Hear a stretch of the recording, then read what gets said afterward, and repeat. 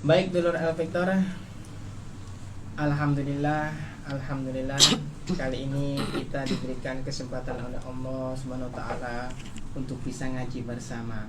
Kali ini saya Ishak hadir menemani Anda di ngaji bersama narasumber kita. Beliau adalah Ustazah Dr. Haji Faiza Roshida M. Ketrop, Master Kedokteran Tropis. Beliau adalah dokter, juga daiyah, public speaker yang membahas seputar persoalan perempuan, keluarga, generasi, dan kesehatan dalam Islam. Anda juga nanti bisa bergabung dengan kita di 081239393990, bisa melalui WhatsApp, telepon langsung, SMS, dan juga Anda bisa mengikuti kita di live streaming IG Radio El Victor. Tulis saja di Instagram Radio El Victor. Nanti Anda bisa melihat langsung secara utuh narasumber kita. Baik, dulur El Victor, beliau sudah hadir di studio. Kita langsung saja menyapa beliau. Assalamualaikum warahmatullahi wabarakatuh, Ustazah. Waalaikumsalam warahmatullahi wabarakatuh. Sehat walafiat ya, Ustazah. Alhamdulillah Mas Ishak. Semoga kita semua, termasuk dulur-dulur El Victor yang hari ini menyimak perbincangan kita, diberikan oleh Allah kesehatan, keberkahan dalam semua urusan kita. Amin amin ya rabbal alamin. Begitu juga sebaliknya, Ustazah berserta keluarganya diberikan umur panjang dan kesehatan dan semuanya agar bisa berbagi dalam kebaikan, Ustazah. Amin amin. Di pagi yang agak hujan ini, Ustazah, kemungkinan insya Allah ini adalah berkah nih. Kali ini kita akan masuk ke topik dulur El Victor. Topiknya dengan topik pernikahan ya saja. Pernikahan bukan permainan. Masya Allah, pernikahan bukan permainan. Baik Ustazah, monggo panjenengan. Baik. Bismillahirrahmanirrahim. Assalamualaikum warahmatullahi wabarakatuh. Waalaikumsalam warahmatullahi wabarakatuh. Hamdanillah wa musallian ala rasulillah. La haula wa la quwata illa billah. Rabbi syrahli sadri wa yassirli amri wa hlul 'uqdatam min lisani yafqahu qawli. Alhamdulillah, dulur Victor, sahabat sekalian yang sedang menyimak perbincangan kita pada pagi hari ini, kita diperkenankan oleh Allah hadir kembali dalam majelis ilmu kita, insya Allah majelis yang mubarakah, karena kita akan membincangkan persoalan-persoalan yang kita hadapi, tetapi kita akan berusaha mencari jawabannya, bagaimana Islam memberikan tuntunan. Nah, dari situ nanti harapannya apa yang kemudian masih menjadi persoalan yang kita hadapi bisa terselesaikan dan juga menjadi sebuah pencerahan yang bisa membuat kita berbagi dengan orang-orang yang ada di sekitar kita. Hari ini kita mengangkat satu topik ya. Saya sengaja mengangkat topik tentang pernikahan bukan permainan. Ini satu sisi untuk menguatkan kembali pemahaman yang dimiliki oleh kaum muslimin di tengah arus akhir-akhir ini yang kita lihat ya, di beberapa berita-berita yang viral itu seolah menjadikan pernikahan itu memang bahan candaan atau permainan ya. Jadi sudah agak-agak banyak gitu ya, akhir-akhir ini itu kita menemukan pernikahan itu batal dilakukan akadnya karena misalkan calon pengantin laki-lakinya tidak datang gitu ya, karena hal-hal yang sangat sepele. Kemudian atau yang berikutnya adalah terjadi pernikahan itu tapi dalam hitungan hari mereka bercerai. Ada kan yang kemarin baru viral itu 8 hari menikah diceraikan oleh suaminya karena persoalan yang kalau kemudian mungkin netizen membaca atau mengikuti kisahnya ya rasanya ya sangat sepele begitu ya. Katanya entah benar atau tidak, misalkan ketika cara memasak nasinya itu berbeda dengan apa yang menjadi kebiasaan suami, itu ternyata bisa menjadi penyebab perceraian. Ataupun kemudian ada kemarin itu kita juga mendengar ya, sempat viral juga adanya tren mengatakan sebelum masuk pada pernikahan itu sendiri kemudian ada ritual jatah mantan, masya Allah itu ya. Jadi ketika mau menikah itu justru kemudian mencari mantannya untuk kemudian memberi jatah. Sebenarnya mungkin perzinahannya sudah sejak sebelum pernikahan itu dilakukan, tetapi eh, pada waktu mau menikah itu justru kemudian ada beberapa tren dari mungkin generasi milenial atau generasi muda hari ini itu terus kemudian malah berzina lagi dengan mantannya, yang kemudian membuat saya membaca komentar-komentar yang ada itu, akhirnya ada yang komentar begini, anak-anak yang merupakan anak pertama dari pernikahan auto mikir apakah benar bapak yang selama ini saya anggap bapak saya itu adalah bapak biologi saya. Jadi kayak gitu akan membuat ada ketidakjelasan pada sebenarnya yang sedang dikandung itu anaknya siapa dan seterusnya. Padahal ini sebuah institusi pernikahan begitu ya. Jadi orang menjadikannya sebagai mainan atau barang candaan. Kemudian juga atau kita menemukan fenomena juga maraknya atau mudahnya kemudian orang itu berpikir untuk mengakhiri pernikahannya. Ini juga sesuatu yang banyak ya kemudian masuk ke dalam ke pesan-pesan pribadi saya. Ada yang banyak yang bertanya atau mengkonsultasikan sampai kemudian mereka bertanya lalu batasannya begitu ya, batasan sampai sejauh mana sebenarnya kita, misalkan yang bertanya itu para ibu ya, para istri, kami tuh harus tetap fight memperjuangkan keutuhan rumah tangga, bertahan dengan bahtera rumah tangga yang ada sampai kapan atau batasannya yang mana, kemudian ini berarti sudah saatnya kami mengakhirinya begitu ya, kami harus berpindah kapal dan nakoda, itu batasannya di mana. Nah, kami mengangkat topik ini sekaligus untuk menjawab beberapa pertanyaan yang masuk kepada saya terkait dengan pernikahan ini. Jadi sahabat-sahabat sekalian yang mungkin menyimak dan beberapa waktu yang lalu mungkin ada pertanyaan yang disampaikan kepada saya dan belum saya jawab secara personal, apa yang kemudian nanti saya sampaikan hari ini itu sekaligus menjadi jawaban begitu ya untuk pertanyaan yang disampaikan. Ya, baik.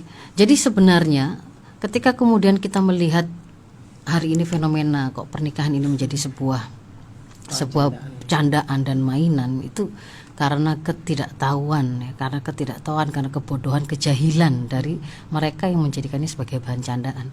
Padahal kalau di dalam Islam yang namanya akad pernikahan itu adalah salah satu dari mitsaqun ghalidho.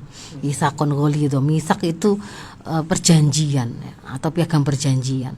Sama seperti wa'ad atau janji, tapi mitsaq ini lebih kuat ya.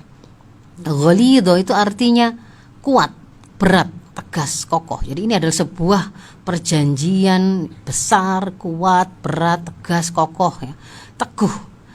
Kata mitsaqun ghalidho itu sendiri kalau kemudian kita lihat di dalam Al-Quran hanya disebut dalam 3 tempat, Mas Ishak ya, mewakili 3 peristiwa perjanjian besar ya. Di dalam Al-Ahzab ayat 7 itu ketika Allah membuat perjanjian dengan para nabinya.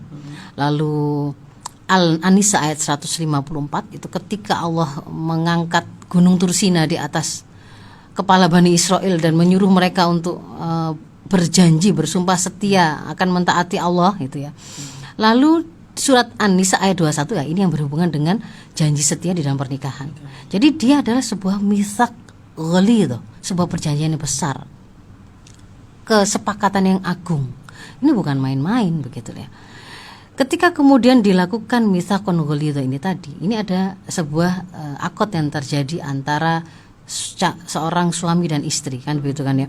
Sebuah perjanjian yang oleh Allah kalau tadi ada dalam 3 peristiwa itu berarti dia kebesarannya gitu, kedahsyatan itu disejajarkan dengan ketika Allah membuat perjanjian dengan para nabi dan juga meminta perjanjian dengan Bani Israel gitu. Jadi ini sesuatu yang agung, bukan main-main. Allah sendiri yang kemudian mempersaksikan akad yang dilakukan.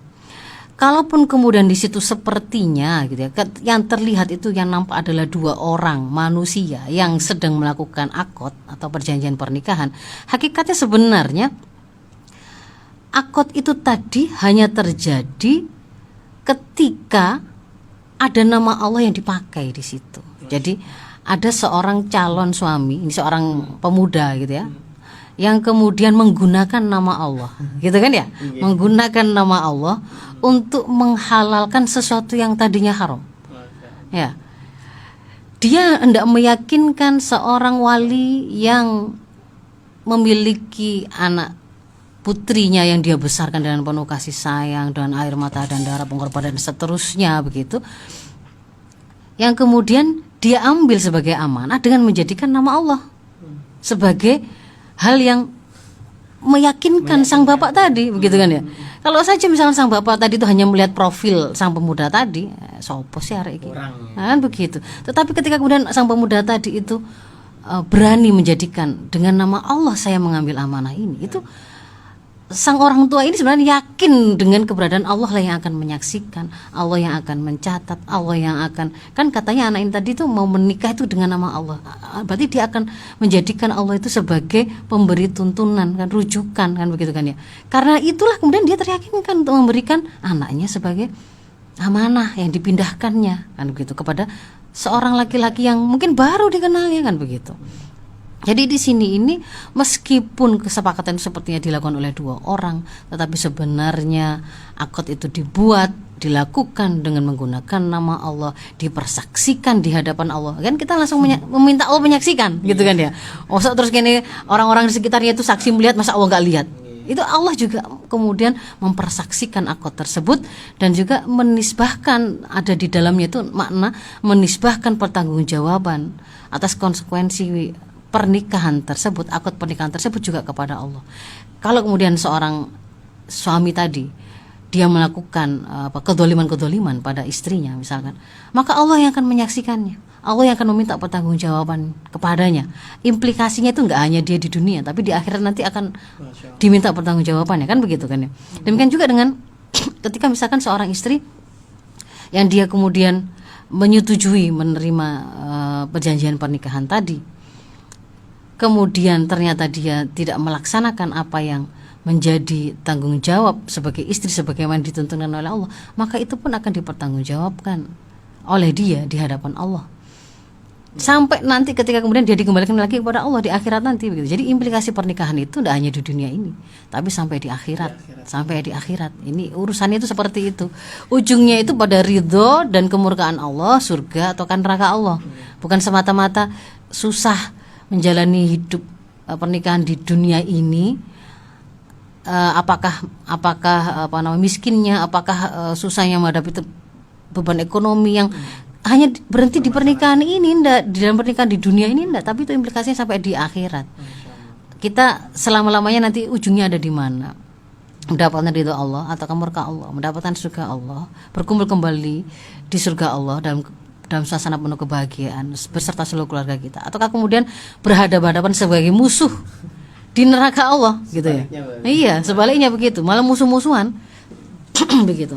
Nah, jadi ini seperti itu. Ini adalah misakon ghalidho, kesadaran akan hubungan para pihak dengan Allah, ya. Para pihak yang membuat akad tadi dengan Allah lah yang akan membuat para pembuat akad itu memegang kuat tuntunan yang diberikan oleh Allah. Begitu.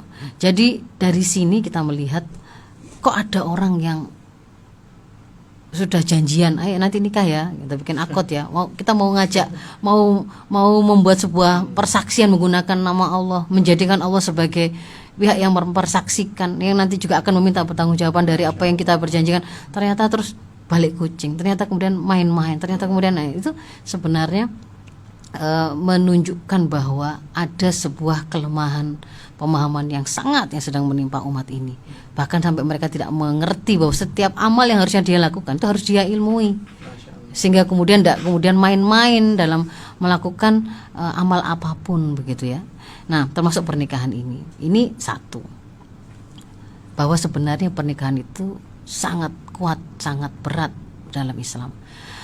Lalu bagaimanakah supaya kemudian pernikahan ini juga tidak menjadi sesuatu yang kayak main-main mudah dibubarkan, gitu ya, mudah sekali kemudian diakhiri, akadnya kemudian dibatalkan, dianggap nggak usah diteruskan lagi.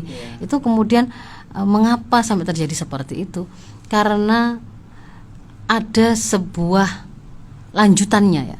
Jadi mulai dari gak paham itu akad itu sebenarnya seperti apa kedudukannya dalam Islam, implikasinya bagi kehidupan mereka dunia dan akhirat, juga ketidakfahaman bahwa sebenarnya menjalani kehidupan, menjalani pernikahan itu sebenarnya adalah salah satu episode hidup kita yang tidak bisa kita lepaskan dari tujuan kita ini dihidupkan gitu loh. Jadi kita itu dihidupkan kan dengan misi, dengan visi penciptaan, wa ma khalaqtul jinna wal insa illa liya'budun. Gitu kan ya, kita itu diciptakan oleh Allah itu hanya untuk beribadah kepadanya, hanya untuk beribadah kepadanya dalam seluruh episode hidup kita. Kalau kemudian dalam perjalanannya ternyata kemudian kita itu tumbuh menjadi anak, maka di situ episode hidup yang juga harus kita atur, kita ikatkan dengan tuntunan Allah supaya dia menjadi sebuah ibadah, dalam rangka ibadah. Ketika kemudian akhirnya kita tumbuh, kemudian kita menikah, kita menjadi seorang suami atau seorang istri, maka itu pun bagian dari, harusnya menjadi bagian dari hidup kita yang ibadah tadi. Ketika kemudian kita diberi amanah anak, kemudian mendapatkan keturunan di situ, maka prinsip-prinsip pendidikan, pengasuhan anak atau parenting itu pun sebenarnya ketika kita menjalaninya itu adalah sebagai bagian dari menjalani hidup kita yang harusnya itu ibadah tadi. Itu terus begitu. Nah, hari ini itu ada satu sisi kelemahan kaum muslimin yang sangat terkait dengan pemahaman ini. Sisi yang lain memang ada upaya dari musuh-musuh Islam yang memang berusaha meruntuhkan bangunan keluarga muslim ya. Bangunan keluarga muslim ini adalah hari ini tuh benteng terakhir yang mereka punya untuk mereka bisa melahirkan generasi-generasi penerus yang solihah yang akan kemudian bisa menjadi khalifatullah fil ard, memakmurkan bumi dengan tuntunan Allah. Itu karena kita susah kalau hari ini berharap itu akan diwujudkan oleh sistem supra keluarga yang ada. Ya. Tetapi ada banyak keluarga-keluarga yang masih berusaha untuk berjuang untuk menghasilkan generasi seperti itu kan. Nah, itu kemudian juga mulai dilemahkan gitu ya. Jadi banyak sekali upaya untuk melemahkan keluarga ini itu, bahkan sejak dari mempertanyakan atau berusaha melepaskan, kalau mau membuat sebuah akad pernikahan itu jangan jadikan pernikahan itu tuh sebagai sebuah yang ada hubungannya dengan agama, tetapi itu adalah kontrak sosial saja. Jadi nggak usah dikaitkan dengan misalkan di situ ada hukum tentang wali atas nama gender, gara-gara ada hukum wali itu kan akhirnya nggak adil itu. Laki-laki menikah nggak harus ada wali, perempuan harus dengan wali. Itu sebenarnya sedang menyerang institusi keluarga muslim, karena yang punya konsep itu Islam kan, begitu kan ya. Kalau kemudian pakai dihubungkan dengan agama, jadinya membangun keluarga itu kan akhirnya pakai ada sebuah konsep, akan ketemu dengan konsep bahwa ar-rijalu qawwamuna 'alan nisa, pemimpin keluarga adalah laki-laki. Itu kan nggak adil dalam perspektif gender.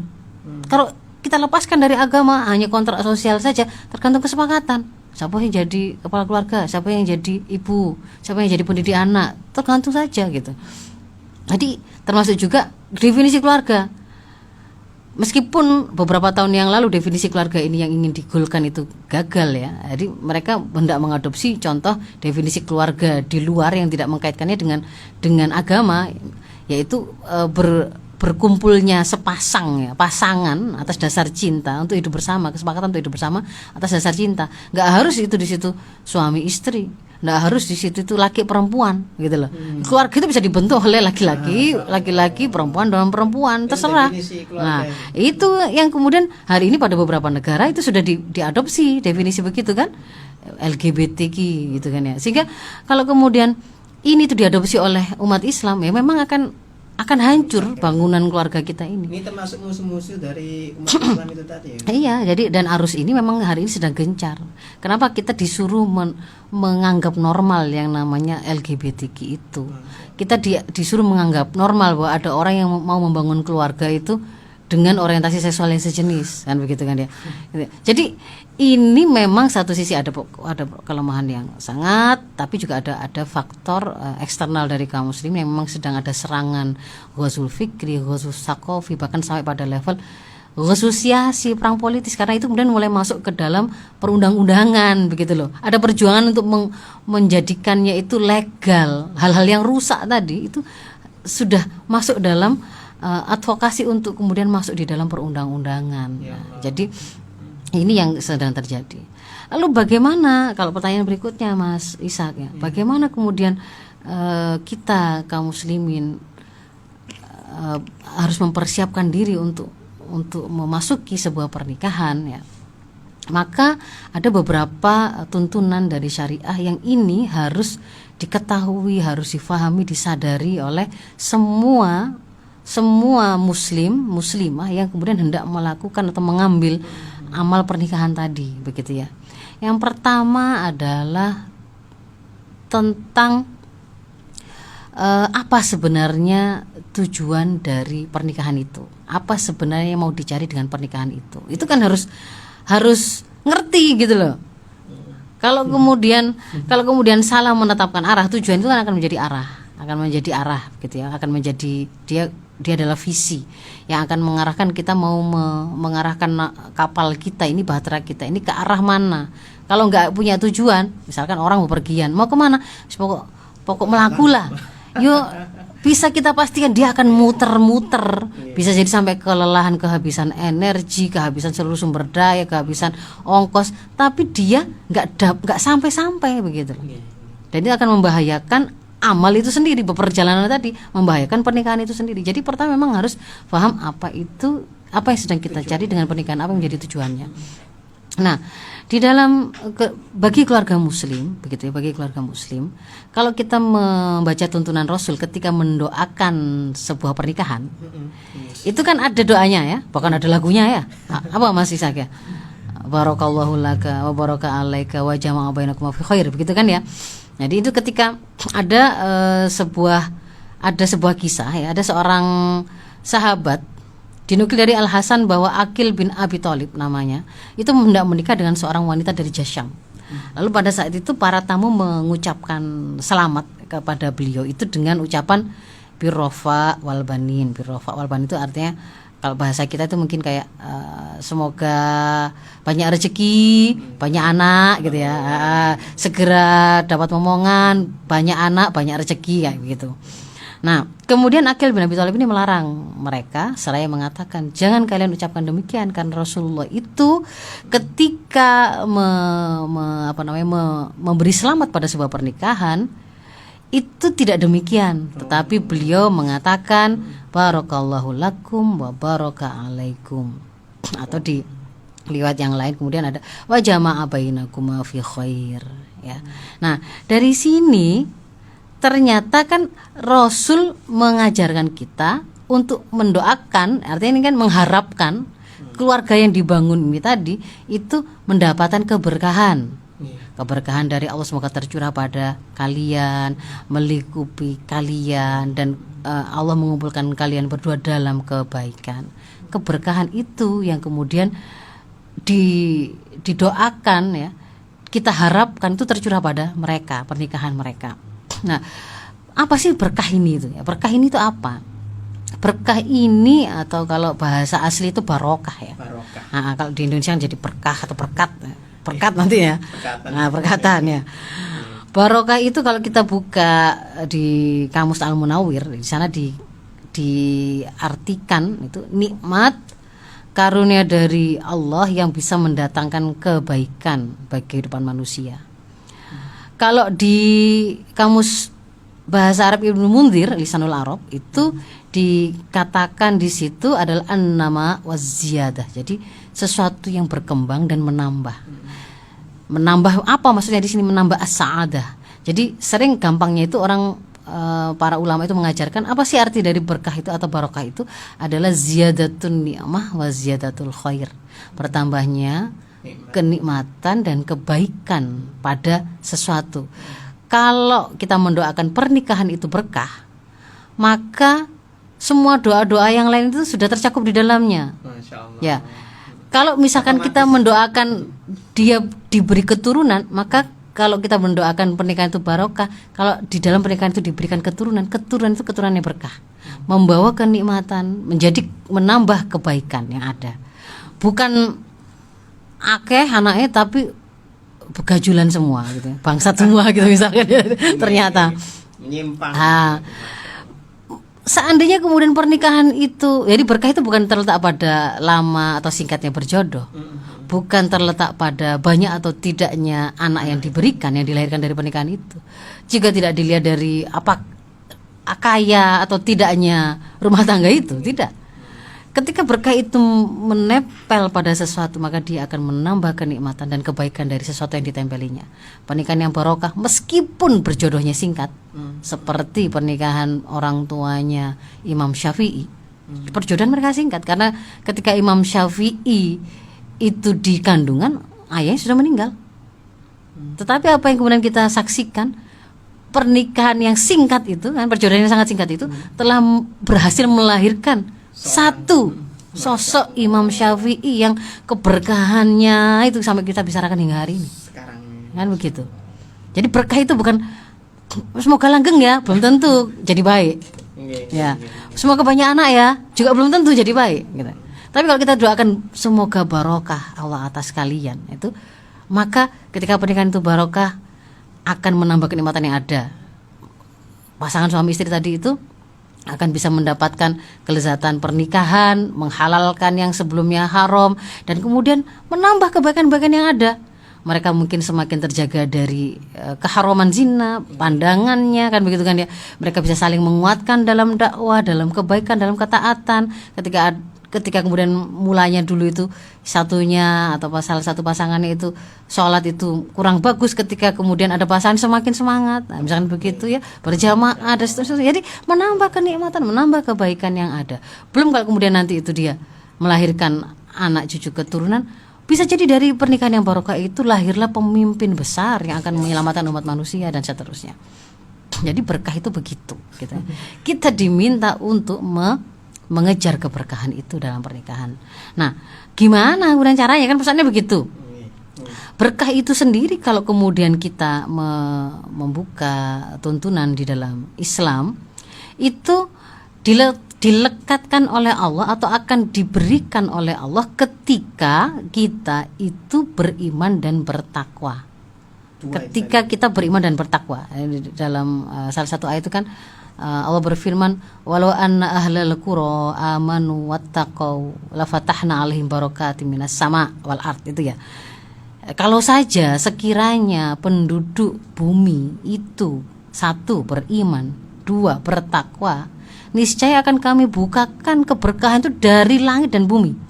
Nah, ini kalau penduduk satu negeri iman takwa, dia menjalani kehidupannya itu dalam tuntunannya. Takwa itu kan menjalankan semua perintah Allah, meninggalkan semua larangannya. Jadi dia berjalan lurus dalam ketaatan pada Allah. Berkah itu akan diturunkan. Berkah itu akan diturunkan dari langit. Jadi kalau misalnya turun hujan, hujan itu akan menumbuh suburkan bumi, menghidupkan dari matinya, menghasilkan di situ tanaman-tanaman yang bisa menjadi makanan bagi manusia, bagi hewan dan seterusnya kan begitu kan ya. Bukan malah turun dari langit air jadi bencana. Keluar air dari tanah misalkan lumpur jadi bencana. Enggak begitu. Kalau berkah itu enggak begitu. Jadi kebaikan yang akan diturunkan. Itu kalau level negeri, penduduk negeri. Sama sebenarnya ketika kemudian kita terapkan pada pernikahan. Pernikahan itu kemudian akan mendapatkan keberkahan, dicurahkan keberkahan. Ya kalau sejak awal perjalanan membangun pernikahannya tadi itu disandarkan pada iman dan takwa. Makanya kan kemudian ya memang pernikahan itu kalau dalam Islam ya bagian dari ibadah gitu loh. Bagian dari ibadah, bukan gak bisa dipisahkan dari ibadah gitu. Karena dia justru harus dibangun atas dasar iman. Iman itulah yang kemudian menuntun masing-masing muslim yang akan melakukan akad itu untuk kemudian mencari tahu, supaya saya bisa melaksanakan ibadah ini, apa saja yang kemudian harus saya ilmui. Kan begitu kan ya. Apa saja yang kemudian harus saya siapkan. Justru disitulah letak kebaikannya itu yang akan kemudian tercurah pada mereka, keberkahan itu akan diturunkan.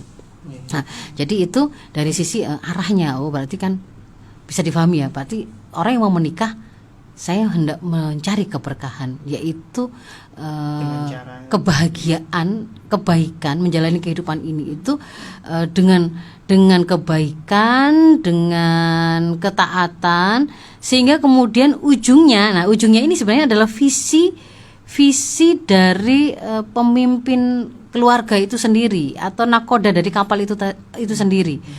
Nakoda kapal itu sendiri itu ditetapkan di dalam Islam, pemimpin itu memang adalah suami.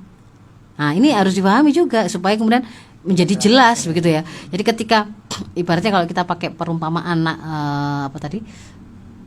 bahtera ya, berarti sebelum masuk ke dalam bahtera tadi itu ada akotnya. Yang akot itu berat. Ya. Yang akot itu berat. Akot yang berat tadi itu dibuat, dipersaksikan dengan nama Allah di hadapan Allah dan akan diminta pertanggungjawaban oleh Allah. Lalu kemudian sepakat masuk ke situ.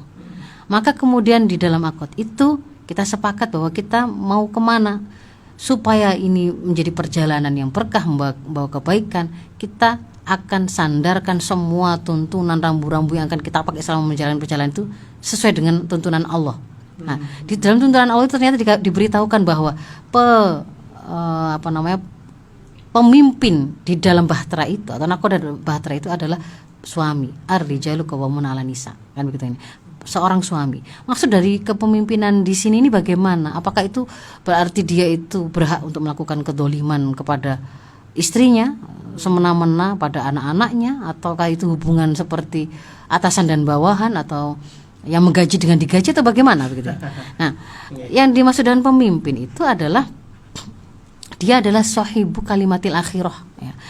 Pemilik kalimat akhir. Kalimat akhir itu keputusan. Mas Ishak. Yang mengetok itu. Keputusan. Pemilik keputusan itu adalah pemimpin. Pemilik keputusan adalah pemimpin. Di dalam organisasi apapun, dalam sekecil apapun itu pasti dibutuhkan adanya pemimpin yang dia punya kewenangan untuk menetapkan keputusannya apa. Kalau semuanya posisinya sama, tidak ada yang punya kewenangan untuk memutuskan, ya tidak akan bisa jalan, kan begitu kan ya. Pasti harus ada yang kemudian memutuskan. Misalkan ada perselisihan begini, akhir keputusannya apa? Itu harus ada. Pemegang keputusan itu adalah pemimpin. Nah, di dalam rumah tangga ini pemimpin itu adalah suami. Pemilik keputusan terakhir itu adalah suami. Akan tetapi hubungan yang terjadi di antara suami dan istri itu adalah, kalau di dalam Islam itu adalah hubungan suhbah, persahabatan yang hakiki, persahabatan dua orang yang saling menyayangi, saling mencintai, namanya persahabatan. Sehingga di situ bisa jadi ada sebuah diskusi ketika membicarakan mau melakukan apa gitu ya. Di situ ada perbincangan yang mesra, yang hangat, ada perbedaan pendapat biasa. Nanti di situ ada yang meyakinkan, ada yang berusaha menyampaikan argumentasinya. Itu terjadi karena mereka adalah sahabat, dua orang sahabat, bukan atasan bawahan, bukan orang yang pemilik perusahaan dengan pegawainya, itu bukan begitu dia. Artinya antara suami dengan istri ini tadi memang harus ada komunikasi. Justru sahabat, mereka tuh sahabat. Namanya sahabat itu ya. Arti dari qawamun ar-rijalu qawwamun itu tadi memang merujuknya ke sini tadi ya. Kalau ar-rijalu qawwam itu tadi melekat pada kata qawwam itu adalah dia kan penanggung jawab. Itu melekat pada penanggung jawab itu adalah dia memang punya kewenangan untuk memutuskan. Begitu loh. Jadi, tapi sebelum keputusan itu diambil, harus. Nah, dia namanya sahabat baik, gitu kan ya. Dia akan dengarkan, dia akan bicara, dia akan meminta pertimbangan, masukan dan seterusnya. Tapi kalau kemudian tidak ketemu misalkan begitu, tidak kemudian ngambang terus, gitu. Tetapi kemudian di situ harus diputuskan, dan siapa pemegang keputusan itu adalah para suami, begitu ya. Jadi yang berikutnya tadi adalah hubungan di antara mereka adalah hubungan persahabatan yang harmonis, yang saling menyayangi dan mencintai. Nah, si pemilik keputusan ini, si nakoda ini itu harus paham apa visi dia, mau kemana kapal ini dibawa, gitu ya. Kapal ini dibawa itu berarti kan tujuan akhir dari perjalanan bahtera keluarganya tadi itu adalah dia mengantarkannya pada ujung paling akhirnya itu adalah pada surga Allah, berkumpul sekeluarga kembali di surganya Allah. Jadi dia misinya yang itu diarahkan oleh visi besarnya itu adalah berkumpul kembali seluruh keluarga ya, di surganya Allah. Berarti dalam keadaan mendapatkan ridha Allah, dalam kebahagiaan beserta seluruh keluarganya. Karena memang diperintahkan oleh Islam, seorang bapak itu ku anfusakum wa ahlikum naro, ya kan? Dia itu harus melindungi dirinya, menjaga diri supaya tidak tergelincir jatuh pada neraka, dan dia juga harus melindungi, membawa semua anggota keluarga ABK-nya tadi, anak buah kapal dia tadi itu untuk tidak sampai jatuh pada neraka tapi sampai pada surga. Itu di sananya gitu ya. Sementara misi dia di perjalanan, sepanjang perjalanan itu adalah dia mendapatkan keberkahan dalam semua perjalanan pernikahannya tadi. Itu kan tadi sudah kita bahas. Nyari berkah. Dan itu cocok bahwa berkah itu hanya didapatkan ketika seseorang atau satu kaum atau satu rumah tangga misalkan itu dibangun atas iman dan takwa kan? Nah, jadi ketika kemudian dia mengarahkan kita punya visi berkumpul lagi di surganya, tidak jatuh kepada nerakanya, dan itu diperintahkan dengan cara membangun rumah tangga ini pertama dengan iman dan mengikuti rambu-rambunya ya, tuntunan syaratnya, maka disitulah akan kita dapatkan keberkahan sepanjang perjalanan. Dan gitu kan ya. Akhirnya jelas gitu. Jadi jelas itu, ini sudah mulailah berjalan itu si kapal ini. Maka di situ itu kemudian bisa jadi akan ketemu dengan macam-macam ujian ya, macam-macam. Ada kalanya dari dalam diri kita, ya, konflik-konflik, dua orang yang berbeda, keluarga yang berbeda, dibesarkan dengan cara yang berbeda, kayak komunikasi yang ternyata berbeda, begitu kan ya. Mungkin ada perselisihan pendapat, ada kebiasaan menjalani hidup yang juga berbeda, antara naruh anduk di mana, menjemurnya bagaimana, cara masak nasi tadi seperti yang tadi ya, kasus yang di depan tadi saya sampaikan, ternyata berbeda, begitu kan ya. Ada juga ujian itu nanti mungkin datang dari luar ya. Baru berangkat ketemu dengan badai, ketemu dengan serangan perompak misalkan, atau apalah macam-macam kan gitu kan ya.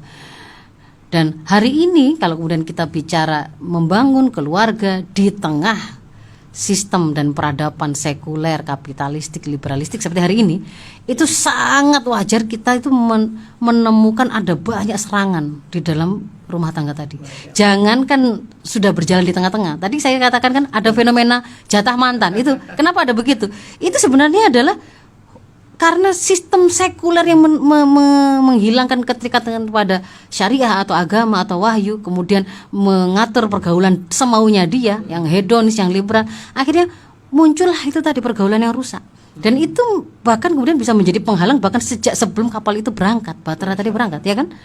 Ujian ini, apalagi nanti, di situ ada banyak. Maka yang akan bisa membuat dan memastikan perjalanan itu selamat itu adalah satu, kepemimpinan kuat dari seorang suami tadi. Jadi dia harus paham betul visinya tadi, dia harus pegang betul. Dia harus ngerti rutenya. Rutenya tadi itu kan adalah rambu-rambu yang ditentukan oleh Allah. Maka dia pasti harus menjadi orang yang menguasai betul apa saja sih tuntunan-tuntunan Islam yang berkaitan dengan pernikahan ini.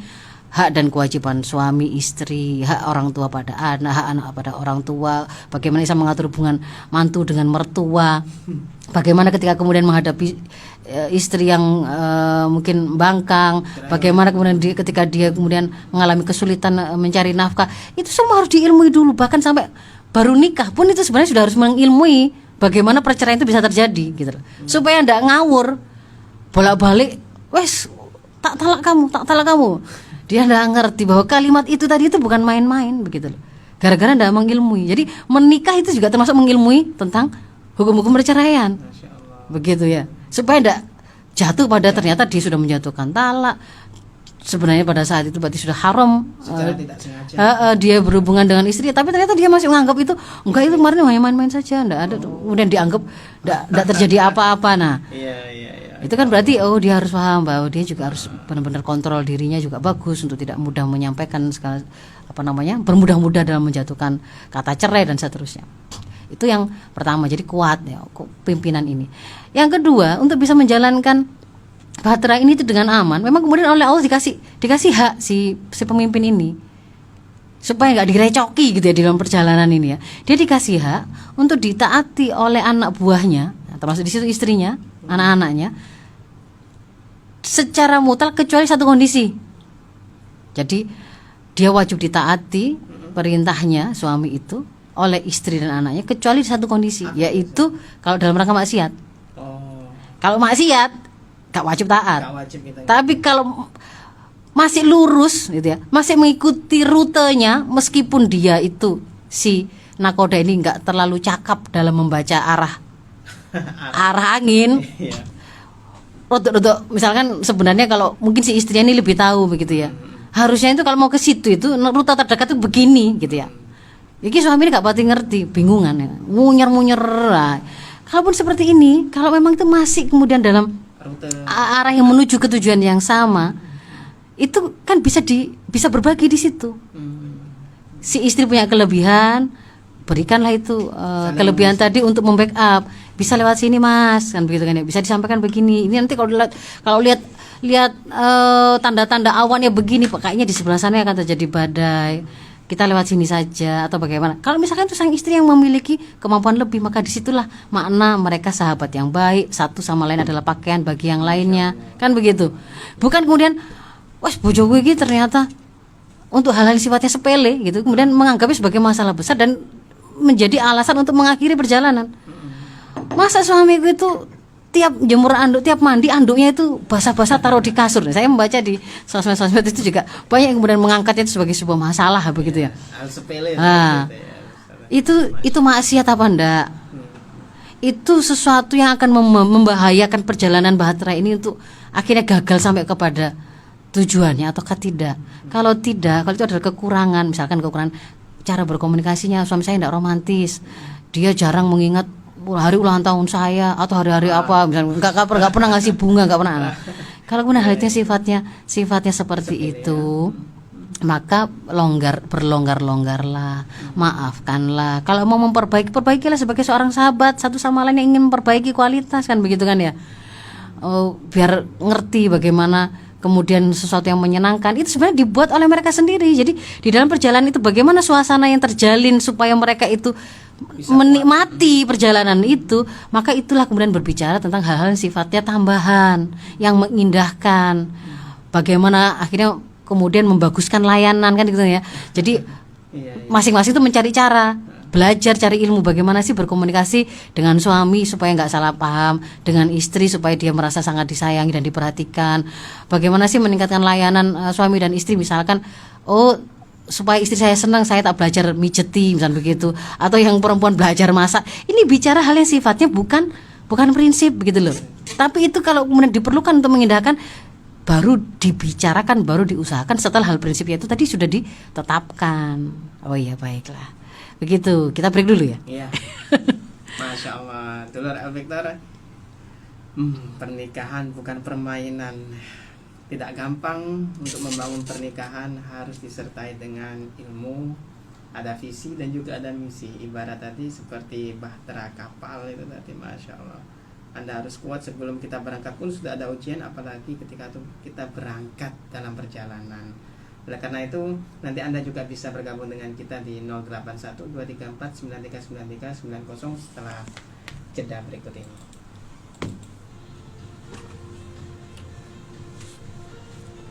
Satu lagi terakhir, kapan mengakhiri ya itu ya?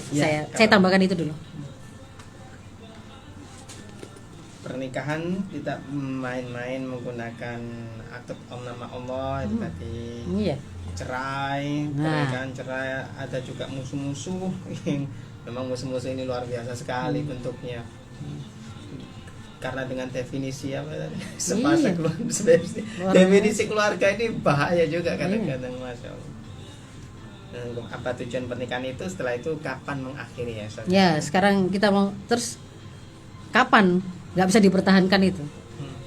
Ada waktu ini kurang 9 menit lagi. Ini iklannya berapa menit? Satu menit saja. Nanti mungkin kita bisa ngasihkan tanya jawab kepada sekalian tanya jawab dulu, bukan tanya jawab dulu. Nanti yang itu tadi saya simpan sekalian menjawab ya kalau ada.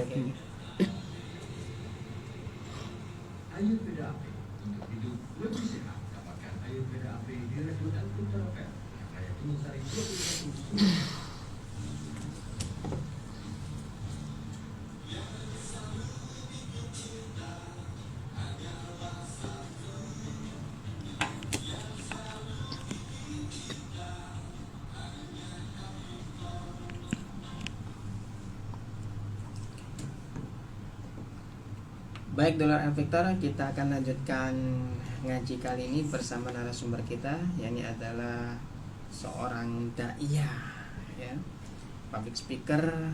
Beliau adalah Ustazah Dr.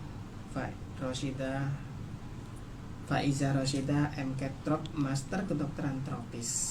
Baik, kali ini kita akan masuk ke WA ya Ustazah. Kita lanjutkan. Silakan. Ada beberapa pertanyaan dari pendengar. Ada Bu Umi Sedati, ya. Assalamualaikum Ustazah. Kalau memberikan setiap keputusan dalam rumah tangga adalah istri, apakah boleh dalam Islam? Juga ini ada lagi 2 pertanyaan Bunda dari pendengar Akhi Yamin Astorojoi mau menanyakan kepada Ustazah, apakah doanya agar mudah dapat jodoh yang soleha? Yang pertama tadi, apakah kalau misalkan istri itu bisa membuat keputusan, apakah itu boleh dalam Islam? Dan yang kedua, doa dapat jodoh. Ya. Jadi kalau masih ada suami, maka pemimpin itu adalah suami, begitu ya. Pemimpin itu adalah suami. Iya, pemimpin itu adalah suami. Jadi sahibul kalimatil akhir atau pemegang keputusan itu adalah suami, karena dia pemimpinnya. Tetapi kalau kemudian sang pemimpin ini mewakilkan atau memberikan kesempatan untuk satu perkara misalkan, itu silakan ibu putuskan wis. Itu berarti keputusan dia adalah pada apa yang kemudian sudah diberikan atau dialihkan oleh sang suami tadi, begitu kan. Jadi misalkan ibunya kemudian misalkan ini masalah mau menyelenggarakan pernikahan anaknya gitu ya. Ini mau catering mana, mau baju apa dan seterusnya. Pada asalnya keputusan itu ada di tangan suami, tetapi ketika kemudian suami menyerahkan itu kepada istrinya, silakan nanti ibu sama anaknya jalan-jalan sendiri, cari sendiri yang menurut ibu baik itu silahkan. Berarti pada saat itu berarti sebenarnya hakikatnya itu sudah jadi keputusan suami juga gitu loh, gitu. Meskipun kemudian siapa yang membuat keputusan itu istri, tapi sebenarnya itu adalah bagian dari keputusan suami, karena kan suami yang menetapkan. Boleh silakan diputuskan sendiri gitu. Misalkan termasuk rumah ini mau dicat apa, sofanya bagaimana, wis ibu yang milih lah, interior ini mau dibikin apa silakan. Itu juga iya begitu ya. Itu juga sebenarnya keputusan suami begitu loh. Tidak harus kemudian dia sendiri yang memberikan keputusan akhirnya begitu. Bahkan bisa jadi nanti kita bisa jadi misalnya begini, kita nyari misalkan ada masalah ya anaknya, tentang anaknya begitu, yang kemudian mereka merasa perlu untuk mengonsultasikannya kepada ahli atau pakar. Nanti keputusan kita ambil sesuai dengan kita ambil dari arahan dari ahli tadi aja gitu misalkan. Itu kan juga keputusan suami sebenarnya begitu. Meskipun dibuatnya sesuai dengan arahan dari pakar yang mereka dengarkan gitu, ahli yang mereka dengarkan. Begitu. Lalu kalau yang tentang doa agar punya jodoh solihah ya. Ya, ada di antaranya kalau di Al-Qur'an itu Rabbana hab lana min azwajina wa dzurriyyatina qurrata a'yun waj'alna lil muttaqina imama. Itu sudah komplit tuh. Kita minta untuk diberikan dari pasangan-pasangan kita. Kalau kita minta diberi dari pasangan-pasangan kita anak-anak yang qurrata a'yun dan menjadi pemimpin orang bertakwa, itu kan berarti ada pasangannya, dapat pasangannya. Wong kita mintanya itu nanti dari pasangan itu lahir anak-anak yang jadi pemimpin orang bertakwa. Berarti kan kita juga sudah minta terkandung di dalamnya itu diberi pasangan kan begitu kan ya. Dan pasangannya itu adalah ibu yang bisa melahirkan anak qurrata a'yun muttaqina imama. Dan dijanjikan oleh Islam bahwa orang baik itu hanya untuk laki-laki yang baik, hanya untuk perempuan yang baik. Laki-laki pezina itu untuk para perempuan pezina. Maka kalau pengen kemudian saya punya harapan untuk punya istri solihah gitu ya, ya jadi soleh dulu.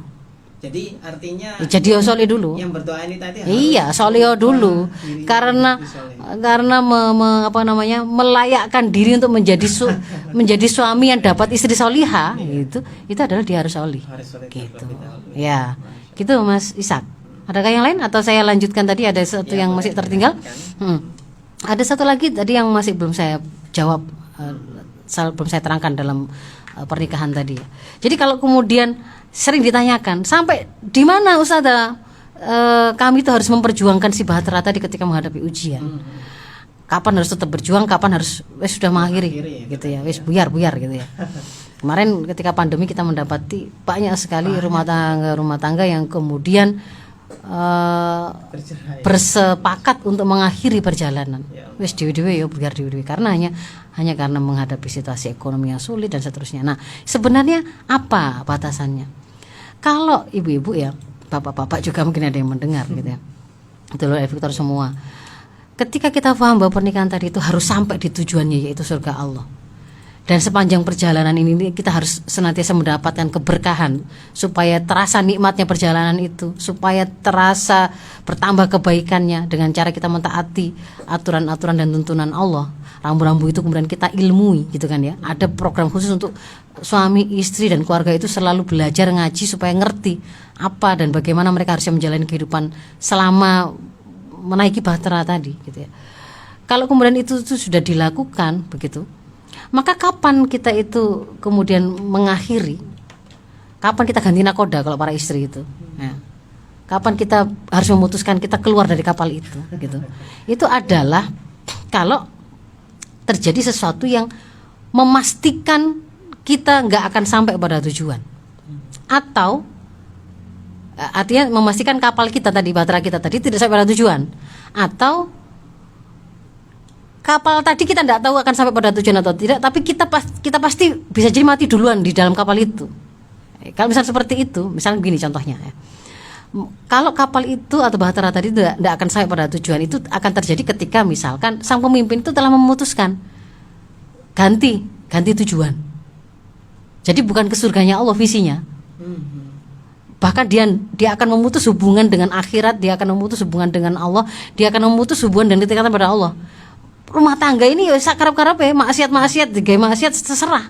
Ketika kita ingatkan kemaksiatan, misalnya di situ dia kemudian melakukan banyak kemaksiatan, zina kah, dia homer kah, dia narkoba kah, dia melakukan korupsi kah, macam-macam begitu ya. Yang kemudian ketika kita ingatkan, karena ini ada kemaksiatan di depan mata kita, ini sahabat kita yang mau kita luruskan, ternyata yang keluar itu adalah sebuah kalimat yang justru menunjukkan bahwa memang dia tidak ingin membawa kapal ini ke sana. Gitu loh. Secara jelas misalkan dia LGBT gitu ya, dia homoseks. Ada banyak yang sekarang sudah menikah tapi ternyata dia juga punya simpanan yang lain gitu ya, pasangan gaynya. Ketika kemudian diingatkan sak karep-karepku gitu misalnya, sak karep-karepku wong maksiat bamal bun rokok kan aku dewe, misalkan begitu. Padahal dia ini nakoda kapal itu gitu loh. Nah kalau seperti ini Mas, bagaimana kita bisa sampai di surga? Sopo sing kepengin sampai nang surga itu? Surga neraka belum tentu ada gitu kan. Misalnya kalimat itu seperti itu, ini kan berarti melepaskan perjalanan kapal ini dari keterikatan dia kepada visi tadi. Yaitu keimanan dia dan juga ketaatan pada syariah. Kalau itu kemudian secara jelas disampaikan, itu kan berarti si nakoda kapal merubah haluan, sudah merubah tujuan. Ya kan, nggak pindah ke sana tapi budalan rokok ini. Lah kalau seperti itu boleh untuk mengakhiri ya. Boleh untuk kemudian berpikir untuk pindah kapal, pindah nakoda. Atau kalau yang lain misalkan ketika kita ada di dalam kapal itu ternyata misalkan suami itu melakukan, misalkan ini ya, ini contohnya misalkan suaminya yang melakukan kekerasan dalam rumah tangga yang itu membahayakan nyawanya. Lah kalau kemudian tiap hari dia di kapal itu psikologi bisa berpeluang mati sebelum sampai gitu ya. Itu kan juga menjadi sebuah keharaman begitu loh. Menjatuhkan diri pada doror dan menjatuhkan orang lain pada doror itu juga haram. Kalau kemudian dipastikan tetap bertahan di dalam kapal itu tapi bisa jadi cacat, bisa jadi mati begitu ya. Yang mati konyol karena ini bertahan dengan seorang psikopat misalkan, itu juga bisa menjadi sebuah alasan untuk mengakhiri begitu loh. Pindah nakoda. Kalau kemudian bagaimana kalau kemudian saya memilih untuk bertahan? Kalau mau memilih bertahan berarti masih tetap berlaku yang namanya kewajiban sebagai seorang istri tadi. Seorang kepala negara tadi, kepala rumah tangga tadi juga masih punya hak sebagai pemimpinnya. Wajib ditaati kalau selama dalam kebenaran. Tidak wajib ditaati hanya ketika maksiat. Jadi kalau misalkan di situ dia minta dilayani, hanya suami minta diberikan makanan, minuman, itu kan hukumnya mubah. Maka wajib taat. Tapi kalau kemudian kita menjadi kesulitan dan merasa berat untuk melakukan kewajiban tadi gara-gara itu tadi, maka kan jatuhnya malah jadi maksiat si ibu ini, si istri ini tadi. Perceraian bisa menjadi jalan yang diambil kalau itu semakin memudahkan masing-masing pihak untuk lebih taat pada Allah. Masya Allah. Kalau malah bertahan tapi malah maksiat kabeh, itu berarti sebuah pertanda untuk tidak ini ya, nggak perlu diteruskan gitu. Iya, artinya kedua ini tadi dari mengakhiri pernikahan itu memang kalau sudah ikhtiar, kalau sudah usaha itu sudah mentok tidak bisa, akhirnya ada keputusan boleh saja untuk meninggalkan dari nakoda tersebut ya. Iya, jadi jangan, yang saya ingin nasihatkan itu, jangan masalah-masalah remeh yang kemudian dijadikan sebagai alasan gitu loh. Kalau masakannya istri saya itu loh gak pernah enak loh, itu kan ya gak dosa deh itu. Gak dosa gitu loh. Jadi kalau yang seperti itu berlonggar-longgarlah. Istri saya itu ndak bisa berhias. Itu juga bukan sesuatu yang kemudian bisa membuat perjalanan ini menjadi melenceng kan begitu kan ya. Termasuk kalau suaminya tadi itu ya naruh handuk basah, lali koset atau apa, nah yang seperti itu juga jangan dijadikan sebagai alasan mengakhiri pernikahan begitu loh. Begitu ya, saya kira ini mohon maaf ini sudah habis kayaknya waktunya ya. Semoga apa yang saya sampaikan tadi bisa menjadi modal untuk menguatkan kita semua dan pernikahan kita tidak lagi menjadikan yang main-main. Semoga Allah berkahi pernikahan kita semua, sahabat, dulur, ekspeditor sekalian, dan yang menyimak semua perbincangan kita pada pagi hari ini. Semoga dari pernikahan kita yang barokah itu Allah lahirkan generasi-generasi muda Islam yang akan menjadi pemimpin orang-orang yang bertakwa. Amin. Afu minkum ihdinas siratal mustaqim. Assalamualaikum warahmatullahi wabarakatuh. Waalaikumsalam warahmatullahi wabarakatuh. Terima kasih Ustazah atas kajiannya pada pagi hari yang penuh berkah ini. Dulur Al Victor, alhamdulillah kita semua insyaallah mendapatkan manfaat dan barokah dari kajian ini, juga bisa mempraktekkan dari apa yang telah kita kaji bersama. Namun saya harus pamit, insyaallah kita akan ketemu lagi di lain hari. Saya Ishak, terima kasih. Wallahu muwaffiq ila aqwamit thoriq. Wassalamualaikum warahmatullahi wabarakatuh. Waalaikumsalam.